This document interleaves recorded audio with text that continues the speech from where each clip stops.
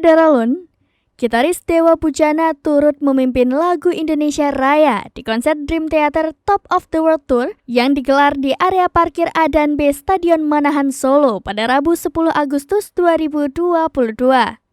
Dewa Bujana tampil mengiringi lagu Indonesia Raya menggunakan gitarnya. Ia tampil sekitar pukul 19:10 waktu Indonesia Barat sebelum para personil Dream Theater beraksi. Para penonton yang berada di venue langsung bersorak kegirangan. Mereka tampak antusias melihat penampilan Dewa Bujana.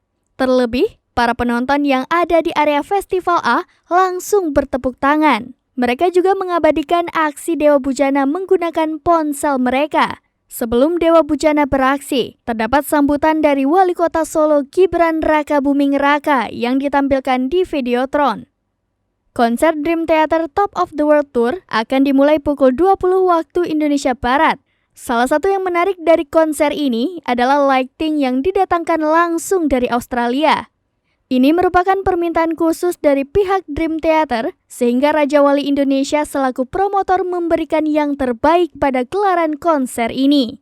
Selain itu, John Petrucci dan kawan-kawan telah menyiapkan penampilan khusus sebagai kejutan bagi penggemar di Indonesia.